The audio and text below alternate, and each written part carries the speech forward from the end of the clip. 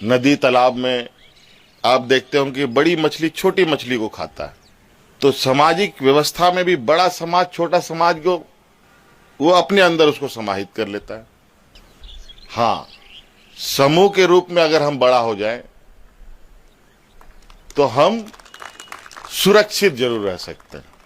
हम लोग जैसे जैसे और आगे जाएंगे चुनौतियां हमारे लिए और भी बढ़ेंगी, क्योंकि ये व्यवस्था ही ऐसा है।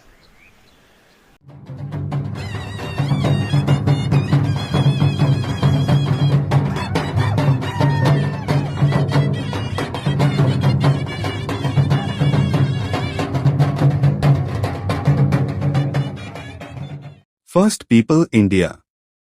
हम हैं आदिवासी।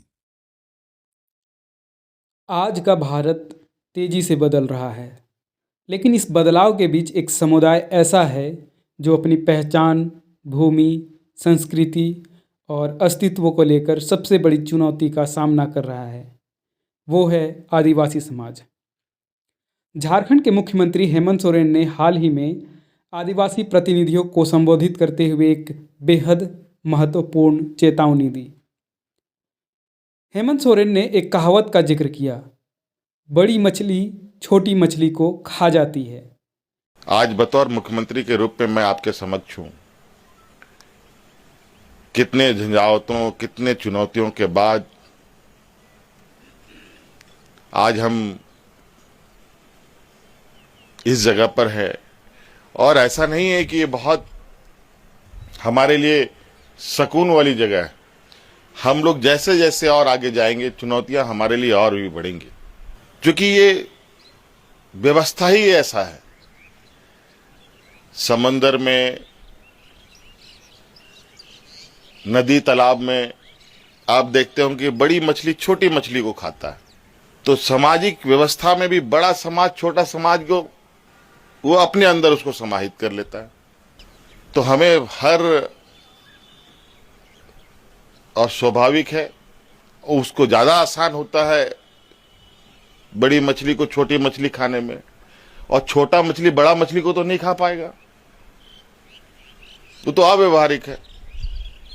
हाँ, समूह के रूप में अगर हम बड़ा हो जाएं तो हम सुरक्षित जरूर रह सकते हैं। ऐसी स्थिति उत्पन्न हुई है जहां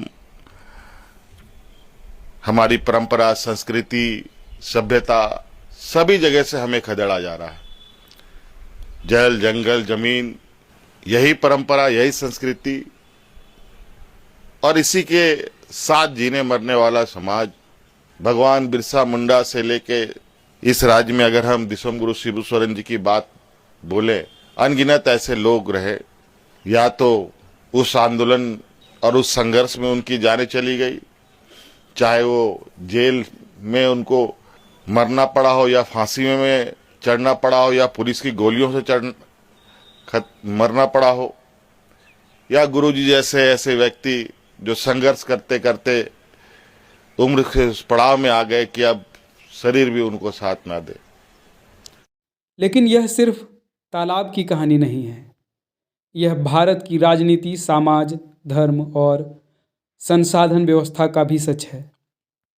यह प्रतीत बताता है कि जब कोई समुदाय कमज़ोर, बिखरा हुआ और संख्या में कम दिखाई देता है, तो अधिक शक्तिशाली समूह उसे आसानी से दबा देते हैं, उनकी संस्कृति को समाहित कर लेते हैं और उनकी राजनीतिक, आर्थिक शक्ति को निगल जाते हैं। राजनीतिक स्तर पर बड़ी मछली बनाम छोटी मछली का मतलब साफ है।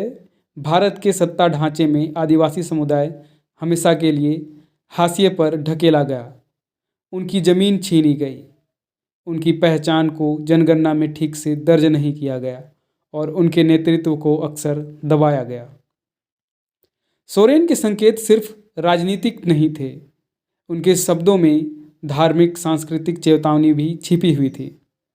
भारत के इतिहास में कई बार बड़े धर्मों और शक्तिशाली सांस्कृतिक समूहों ने स्थानीय, आदिवासी और प्राकृतिक आधारित आस्थाओं को दबाया या अलग नाम देकर समाहित कर लिया, या फिर उन्हें जंगली, असभ्य और अशुद्ध घोषित किया।